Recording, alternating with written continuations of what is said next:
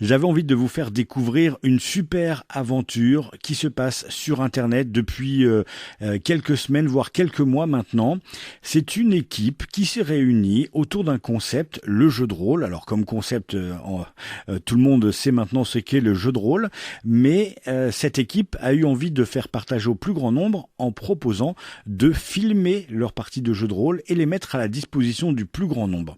Ça a tellement bien marché qu'il y a une campagne de financement participatif qui a commencé récemment, cette fin de mois de février, qui va se poursuivre encore jusqu'au 25 février. Et on va en savoir plus sur cette campagne, à quoi elle va servir, qu'est-ce que va être le devenir de ces personnes. Tout de suite, c'est Julien Dutel qui va nous parler de Roll and Play. Dans le titre, on voit bien qu'il y a le jeu de rôle et il y a l'amusement. On va tout de suite en savoir plus. Bonjour Julien. Bonjour. Alors avant de parler de Roll and Play, de ces vidéos que l'on peut suivre, du jeu de rôle, j'aimerais qu'on s'intéresse à vous. Vous n'êtes pas tout seul, bien sûr, derrière Roll and Play. Il y a toute une équipe. Vous êtes ce qu'on appelle, pour les rôlistes, le maître du donjon, le maître du jeu. Vous faites vivre ces aventures. Comment êtes-vous tombé dans la marmite du jeu de rôle ? Oula, je suis tombé dans la marmite du jeu de rôle il y a un petit moment maintenant, ça fait presque 30 ans. En fait, j'avais un cousin qui faisait du jeu de rôle. D'ailleurs, c'est toujours drôle parce que ma mère n'avait pas compris que c'était en deux mots. Elle pensait que c'était du jeu de rôle, qui fait rire. Et moi, je le voyais partir comme ça régulièrement avec ses copains et jouer. J'avais très très envie d'essayer, donc je le tannais depuis que j'avais 7 ans, 8 ans, quelque chose comme ça, pour essayer.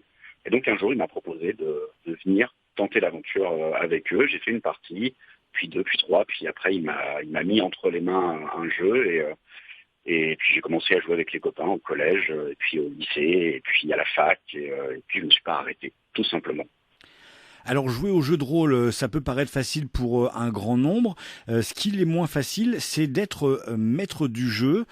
C'est le rôle qu'on a le moins souvent envie d'endosser. Vous, du coup, pour Roll and Play, c'est vous qui tenez ce rôle-là.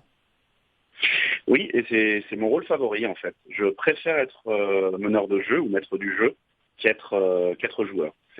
Alors c'est peut-être parce que j'ai une formation de comédien, de mise en scène, etc. et que j'aime beaucoup raconter des histoires, mettre en scène des choses.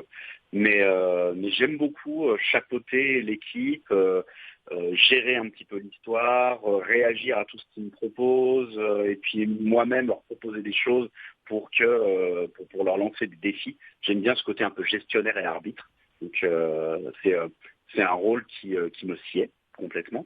Mais c'est un rôle qui fait souvent peur en fait, parce qu'on a l'impression que c'est un rôle compliqué, c'est un rôle qui demande beaucoup de ressources, qui demande beaucoup de tout gérer, de gérer la technique, de gérer l'histoire, de gérer les personnages que rencontrent les joueurs, enfin les personnages des joueurs, bref, d'être une sorte de dieu omniscient, alors que c'est un peu comme quand on commence à jouer au jeu de rôle en tant que joueur, c'est en fait il suffit de se lancer et on s'aperçoit assez rapidement que c'est pas si terrible que ça et qu'en plus les joueurs sont en général plutôt sympas, ils nous passent nos petites erreurs, ils nous passent nos petites faiblesses et comme pour le jeu de rôle, comme la position de joueur, on s'améliore petit à petit et puis on devient de plus en plus à l'aise avec notre fonction de maître de jeu. Après, c'est vrai qu'il faut aimer raconter des histoires, il faut avoir l'imagination un peu vivace, il faut aimer mettre en scène les choses et s'amuser vraiment avec les autres, avec les joueurs. Parce que c'est pas une question de compétition, c'est pas une question de les écraser, c'est une question de les faire avancer, de faire avancer leurs personnages et de raconter une histoire tous ensemble. Le jeu de rôle, j'ai tendance à le répéter quand je fais des interviews avec des joueurs de jeux de rôle. Le jeu de rôle a eu une grande période dans les années 70-80 avec Donjons et Dragons, bien sûr. Et puis, il y a eu un petit moment de creux où on tapait un peu dessus facilement, où on racontait des choses qui n'étaient pas forcément vraies. Et puis, depuis quelques années maintenant, il y a un vrai revival du jeu de rôle. De nombreux jeux reviennent. Donjons et Dragons, on pourra en parler en est à sa 5e édition. Il y a d'autres jeux de rôle qui reviennent comme ça. Et puis surtout, le financement participatif permet en fait aux jeux de rôle de revenir sur le devant de la scène. Et en plus, on s'aperçoit qu'il y a vraiment de très bons côtés à ce jeu de rôle. C'est comme ça que vous le ressentez aussi? Le financement participatif, ça a été vraiment un déclic, je crois, pour le milieu du jeu de rôle. C'est-à-dire que on a eu effectivement dans les années 2000 une période où, à part Donjons et Dragons 3e édition, on n'avait pas tant de jeux que ça. C'était un peu difficile de sortir des choses. On a des maisons qui ont coulé, des maisons d'édition, d'autres jeunes maisons d'édition qui sont arrivées, qui avaient du mal à surnager, etc. Et puis est arrivé ce système de financement qui permettait de faire à la fois, en fait, ça fait à la fois de la communication parce que ça pousse un peu les gens à parler du jeu, ça crée un événement, donc ça fait de la publicité, et ça fait aussi un peu étude de marché parce que du coup, en fonction de ce que les gens sont prêts à mettre, on sait qu'on peut aller jusqu'à quel point on peut aller dans la création du jeu. Et effectivement, ça a été un vrai renouveau. Aujourd'hui, on a un nouveau pan de création qui s'est ouvert. On a une variété de créations qui est assez impressionnante. C'est-à-dire qu'à côté des Donjons et Dragons, à côté de l'Appel de Cthulhu, de Shadowrun, sur toutes ces grosses locomotives, on a plein de petits jeux qui peuvent se permettre d'exister, qui peuvent se permettre de naître. Tout ça parce que les gens ont envie d'essayer, ont envie de voir et ont envie de soutenir. C'est une sorte d'économie collaborative qui est quand même très agréable et qui permet de réouvrir le champ des possibles. Et puis, il n'y a pas que ça. Parce que je pense qu'il y a aussi l'essor du jeu en vrai, en réel. On le voit pour le jeu de société, qui a une courbe continue d'augmentation depuis une dizaine d'années, si je ne me trompe pas. Et le jeu de rôle en profite aussi un petit peu. C'est-à-dire qu'il y a un retour à l'idée on va jouer entre amis autour d'une table, que ce soit du jeu de société ou du jeu de rôle.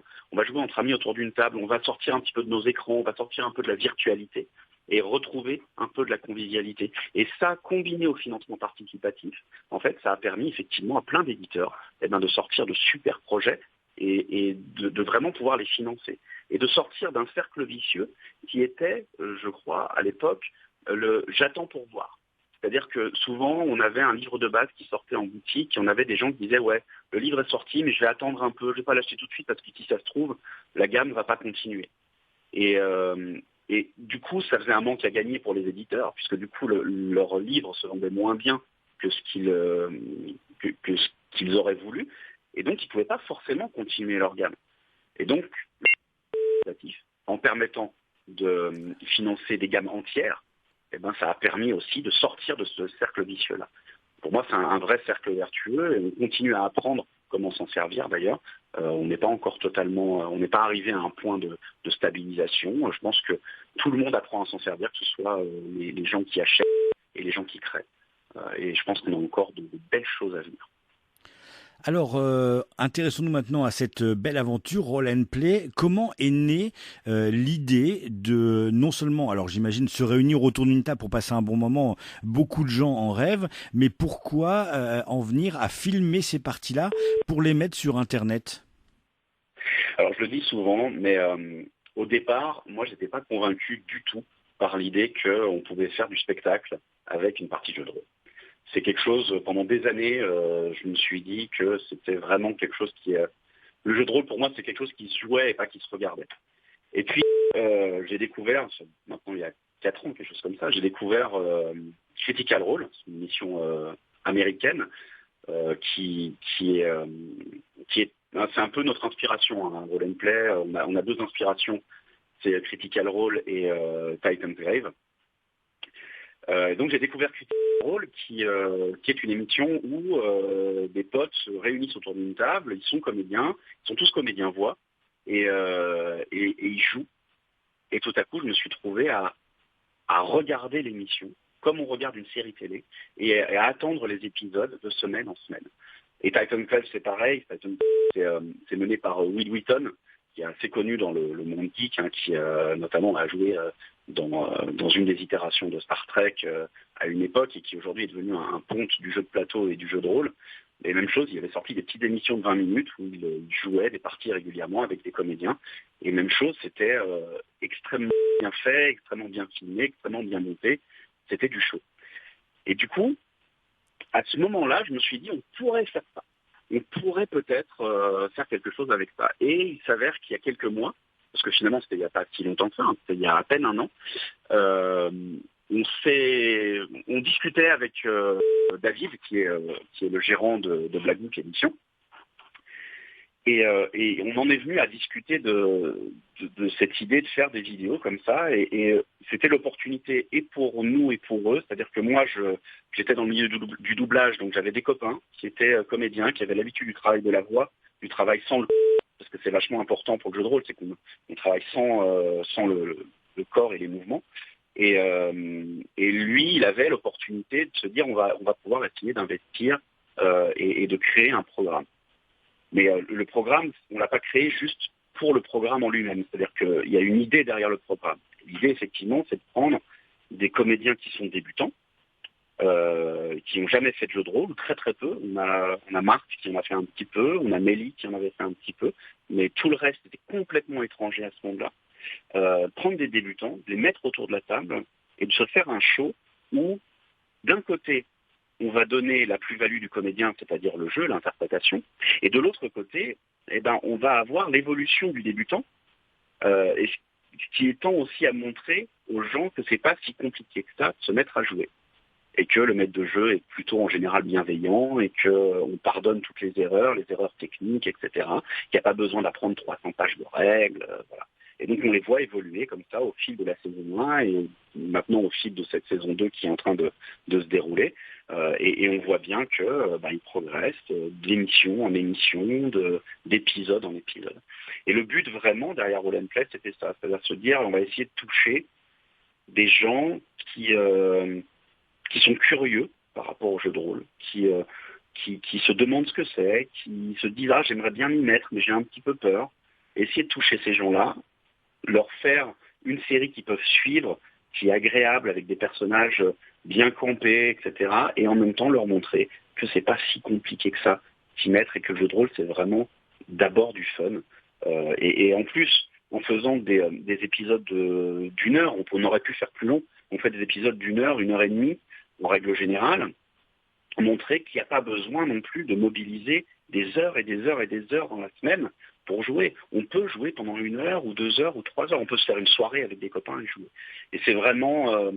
c'est pour ça d'ailleurs que c'est des vidéos qui sont extrêmement didactiques au départ. On fait plein de petits apartés pour expliquer les règles, les lancers de dés, etc. pour que les gens comprennent, pour qu'on puisse vraiment les mettre dans l'ambiance et que derrière, ils puissent comprendre ce qui se passe à la table et qu'on ne soit pas dans une émission hermétique qui ne parle qu'aux seuls joueurs de jeux de rôle déjà établis. Alors quand on vous regarde, ça paraît simple, c'est vrai, ça donne envie. Maintenant, la complexité, c'est tout le travail qu'il y a derrière, parce que réaliser un épisode d'1 heure de jeu de rôle avec autant de gens autour, ça revient à faire du cinéma ou à faire. Alors, peut-être pas, vous avez peut-être pas la prétention de faire du cinéma, mais en tout cas, il faut des moyens techniques, d'où la campagne de financement participatif. Exactement. Alors Alors, expliquez-nous à quoi va servir donc cette campagne, parce que voilà, il faut expliquer aux gens que derrière il y a toute une technique et faire un épisode d'1 heure, ça ne prend pas que 1 heure. Hein. Alors en fait, il y a deux particularités effectivement. La première, c'est qu'on est quasiment en temps réel, c'est-à-dire que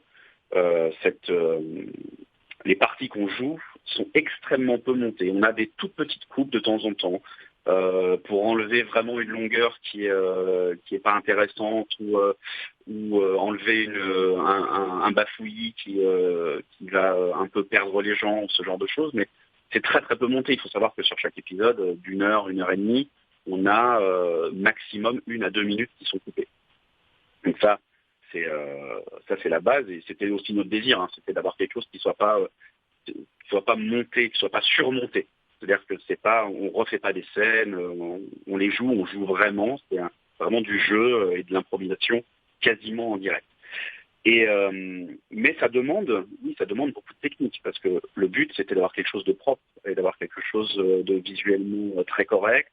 C'était d'engager des professionnels. On mobilise pour une journée, on fait une journée de tournage par mois en règle générale. Donc c'est à peu près 3 à 4 épisodes tournés chaque mois. Donc on mobilise une journée en semaine. Donc on mobilise des comédiens qui normalement devraient travailler sur d'autres projets pendant ce temps-là. On mobilise une équipe technique, on a un réalisateur qui réalise en temps réel, et qui ensuite refait le montage, insère les habillages, puisqu'on a des habillages avec les jets de dés qui apparaissent, etc. Donc il insère les habillages a posteriori. On a ma personne qui s'occupe de toute la partie son. Je mixe les voix, puisqu'on a chaque voix est enregistrée sur un canal séparé, donc on mixe les voix et on fait un rendu complet derrière. On rajoute les ambiances, on rajoute de la musique, le temps de sélectionner les musiques, sélectionner les ambiances, etc., etc. On a Sébastien Perrier qui nous a fait un travail incroyable. C'est lui qui nous a fait tout le générique et qui nous a fait l'habillage visuel de l'émission, qui d'ailleurs de temps en temps fait des reprises, etc. Donc effectivement, il y a une vraie ambition professionnelle derrière. On a envie de faire une émission qui soit agréable à regarder et qui mette en jeu la synergie de toutes nos compétences professionnelles. Et ça, effectivement, ça coûte de l'argent. Alors, on est parti du principe, au départ, de se dire on va rémunérer les tournages. Voilà, juste le tournage. Donc on rémunère les comédiens qui viennent, évidemment, puisqu'ils mobilisent une journée de leur temps de travail. On rémunère évidemment Olivier qui réalise. Voilà, on rémunère Auréa qui est la maquilleuse, puisqu'on est maquillé, etc., etc. Donc on atteint un budget, je peux en parler ouvertement parce qu'on en parle dans le financement, on atteint un budget qui est à peu près de 1 200 € par épisode. Ça coûte à l'éditeur, à Black Book Édition, 1 200 € par épisode. Et en plus de ça, on a tout le temps qui est non comptabilisé. On a, que ce soit Olivier ou que ce soit moi par exemple, on travaille en dehors, toute la post-production, pour rendre tout ça visionnable. On y travaille sur notre temps personnel et on n'est pas rémunéré pour ça. Si on devait tous être rémunérés pour ça, comme on le dit dans le financement, ça devrait coûter 2 200 € par épisode. Donc le financement participatif, il est là pour essayer de pérenniser cette émission. C'est-à-dire que l'éditeur a dépensé des dizaines de milliers d'euros dans cette émission, en se disant il y a un vrai potentiel. Mais il peut pas, c'est un éditeur de jeux de rôle, c'est-à-dire c'est une TPE, hein, c'est une toute petite entreprise, et il ne peut pas assumer ses coûts ad vitam. Il a besoin quand même qu'une partie de ses coûts soit absorbée par quelque chose. Alors pour l'instant, on n'a pas de modèle économique parce qu'on n'a pas les vues d'autres émissions beaucoup plus importantes en termes de viewers, hein, vraiment beaucoup plus importantes. On n'a pas d'économie de la vue pour le moment. On espère qu'on en obtiendra une. Donc, on a décidé de faire un financement participatif, de demander aux gens qui nous suivent de semaine en semaine et qui apprécient notre émission, de venir nous donner un petit coup de main, nous aider à pérenniser au moins cette émission jusqu'à la saison 4, c'est-à-dire jusqu'à juin 2020, et faire en sorte qu'on puisse la développer, et puis se développer une économie derrière, évidemment. Alors pour l'instant, ça marche plutôt pas mal. Au moment où on enregistre cette interview, la campagne a commencé depuis à peine 2 jours. On est déjà à 532%. Je vais pas donner le montant, mais en termes de pourcentage, ça veut dire que ça marche super bien. Il reste 27 jours de campagne. On sait que il y aura sûrement des moments où ça va stagner, que ça va remonter. Donc on vous souhaite tout le bien pour cette campagne. L'autre chose qui est liée à ce role and play, c'était le choix du jeu de rôle aussi. Il fallait peut-être un jeu de rôle qui soit à la portée du plus grand nombre. Est-ce que ça a été facile de choisir cette édition de Donjons et Dragons?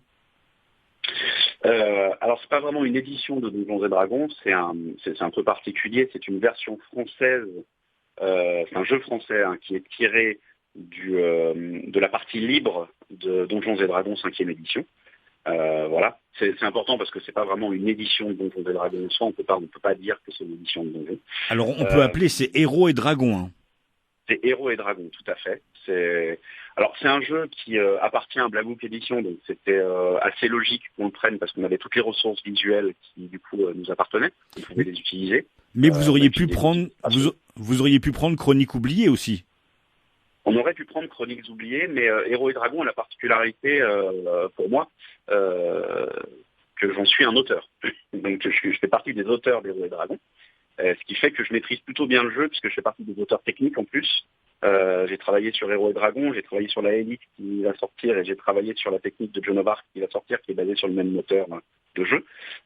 Donc je maîtrise plutôt bien, et c'est vrai que j'avais très envie de jouer avec ce jeu-là, moi personnellement, parce que je me sens très à l'aise avec. Et puis que c'est quand même un des jeux de rôle, moi j'en ai aussi parlé récemment, c'est un des jeux de rôle qui fait partie de ces jeux facilement abordables, avec en plus un coffret d'initiation qui est vraiment super bien foutu pour découvrir le jeu de rôle ou le faire découvrir. Donc c'était un peu comme c'était ça qu'il fallait proposer. Oui. De toute façon, il fallait un jeu pour nous qui a un accès facile. Donc effectivement, il fallait une boîte d'initiation. Donc Héros et Dragons et Chroniques oubliées étaient de toute façon les deux choix pour nous qui étaient les plus logiques. Et Héros et Dragons, en plus, effectivement, a l'avantage il y a l'avantage que je sois auteur dessus, que la boîte soit très très bien faite, et qu'en plus le jeu était relativement nouveau. Donc il n'avait pas des masses et des masses de production qui était déjà sortie, qui fait que c'était un jeu un peu neuf. Et je pense qu'il y a, voilà, ça allie un peu les deux. Et c'est vrai que c'était important qu'on puisse proposer un jeu qui offre une vraie porte d'entrée dans le jeu de rôle, et c'est vrai que la boîte d'initiation des Héros et Dragons est c'est vraiment une super porte d'entrée parce qu'on peut commencer à y jouer seul. Et que petit à petit, on aborde chaque mécanique et du jeu en soi et du jeu de rôle en particulier. Donc c'est vraiment plutôt bien foutu et plutôt agréable. Alors l'autre question que je voulais aborder avec vous, là où les Américains, de plus en plus, on voit les stars, comme on les appelle, qui n'ont pas de mal à dire que le jeu de rôle, c'est fun, que c'est bien, il faut en faire. Chez nous, en Europe, on n'a pas encore, même si ça commence à venir, on n'a pas encore de gens qui soutiennent tant que ça le jeu de rôle. Vous l'avez fait avec une personne qui a quand même un nom dans le monde de la littérature, c'est Maxime Chatham. Comment s'est fait cette collaboration? Alors, Maxime, en fait, alors Maxime, il faut savoir qu'il a collaboré déjà régulièrement avec Black Book Edition. Il a écrit pour Black Book dans le cadre de projets précédents, notamment la Elite qui n'est pas encore sortie, Chroniques oubliées contemporains, où il a écrit un scénar aussi qui va sortir. Donc il a déjà des collaborations à son actif. Et puis ils avaient fait une présentation du jeu de rôle avec Casus TV, donc, qui est aussi géré par Black Book. Ils avaient fait une présentation du jeu de rôle avec Maxime. Donc c'est assez naturellement en fait qu'on s'est tourné vers lui, on l'a contacté, on lui a demandé, moi je le connaissais pas personnellement à l'époque, donc c'est Black Book qui s'en est chargé, on lui a demandé si il était partant pour nous parrainer. Et en fait, il a dit oui immédiatement. On a fixé la date de tournage, il a dit je serai là. Et il est venu et ça s'est extrêmement bien passé. Ça a été assez génial, je trouve. Ça s'est passé tout en douceur. Il a été super sympa, très présent, très à l'écoute, très enthousiaste. Et ça s'est fait assez naturellement finalement.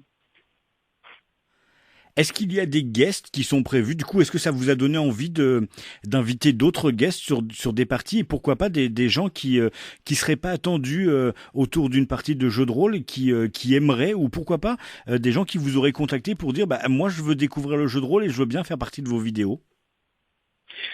Alors on envisage effectivement d'avoir d'autres guests. C'est toujours l'aspect un petit peu compliqué à gérer par rapport à notre rythme de tournage, mais on envisage évidemment d'avoir d'autres guests parce qu'on a envie aussi de montrer que tout le monde peut jouer. Et puis il y a des rôlistes inattendus où on commence à avoir effectivement des rôlistes célèbres. Hein. Le premier, celui qui est le plus connu, mais c'est Alexandre Astier qui avait avoué je crois que c'était Suck My Geek dans ce documentaire, qu'il aimait beaucoup le jeu de rôle et même il en avait parlé dans la première revue sortie par Black Book qui s'appelait Black Box. Je crois qu'il y a eu une interview de lui où il parlait de son expérience avec Warhammer. Donc on a très envie d'avoir des guests. Pour l'instant, c'est pas en projet direct parce qu'on ne sait pas encore à quelle sauce on va être mangé. On attend la fin du financement participatif pour voir jusqu'où ça nous mène un petit peu tout ça. C'est vrai que ça se passe très très bien, on est très heureux de ça. Mais on ne sait pas du tout jusqu'où ça va monter. On est incapable de prédire vraiment comment ça va se terminer. Donc, mais on a très envie. Ouais, on a très envie d'accueillir de nouvelles personnes, même des gens qui veulent essayer, même voilà. Mais on n'a pas eu de contact en ce sens-là pour le moment, en tout cas. Pas encore. C'est ça qu'il faut se dire. Alors, comme toutes les campagnes participatives, il y a il y a on peut participer à hauteur de différents montants. Hein. Maintenant, on commence à avoir l'habitude.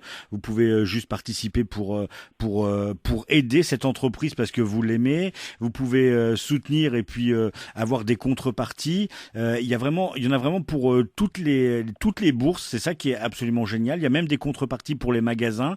Il y a il y a des contreparties pour avoir des t-shirts, des mugs. Il y a des campagnes qui sont débloquées. Alors ce qu'on appelle les stretch goals, les bonus et les paliers se débloquent vraiment très facilement.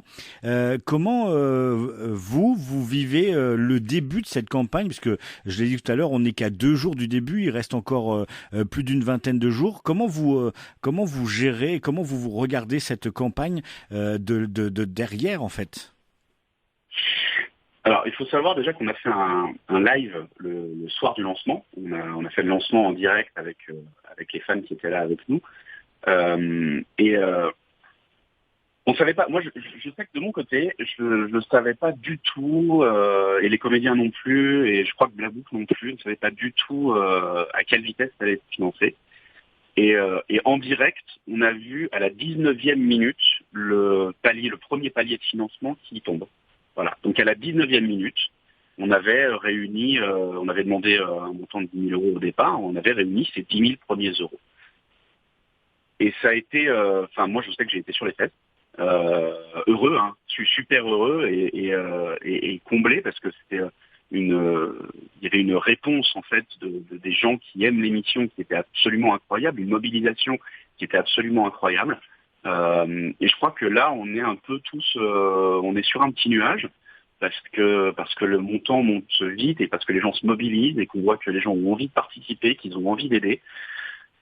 Et en même temps, on est un petit peu en panique parce que il va falloir qu'on propose des choses et qu'on n'avait pas forcément prévu tout ce qu'on allait proposer. Ou il y a des choses dont on avait parlé, mais on n'avait pas forcément totalement mis au point. Donc on est tous en train de trimer en arrière-plan pour essayer de trouver quoi proposer de manière des choses qui soient bien, qui soient sympas, qui fassent plaisir, qui soient gérables en termes de temps de création, de production, etc.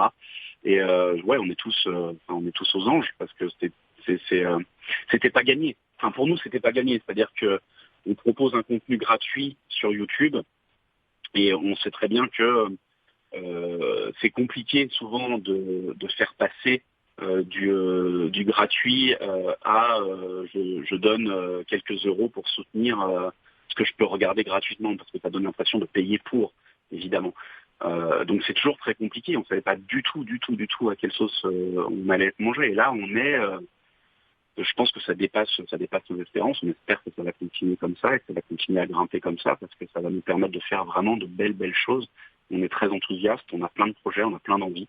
Et voilà. Et on est tous un petit peu comme des fous derrière nos écrans, à voir les chiffres monter, les commentaires tomber. C'est vraiment une belle expérience. Si vous voulez participer à cette expérience, justement, il y a plein de moyens d'entrer et de trouver l'information. Roll and Play, il y a une page Facebook, il suffit de taper Roll and Play. Cette page Facebook va vous renvoyer vers la page Game on Tabletop, c'est le site qui gère le financement participatif. Je le répète, au moment où on fait cette interview, on est à 532%. Il y a plein de choses qui sont débloquées, mais ça ne veut pas dire qu'il faut s'arrêter, il faut continuer, car plus plus vous serez nombreux à participer, plus le contenu sera de meilleure qualité. Il y aura encore plein de choses présentées. Et puis si comme moi vous voulez voir Monsieur Astier participer à cette vidéo, faites-le savoir. Merci beaucoup Julien Dutel. Je rappelle que vous êtes le maître du donjon de cette grande aventure qui est Roll and Play. Roll and Play sur Facebook, sur Game on Tabletop et sur YouTube. Allez voir les vidéos, vous allez en redemander. Merci beaucoup. Je vous souhaite une excellente campagne et j'espère qu'on aura l'occasion de se reparler pour pourquoi pas soit faire le bilan, soit évoquer les futures surprises de ces vidéos. Merci beaucoup de votre temps et à bientôt. À bientôt, merci.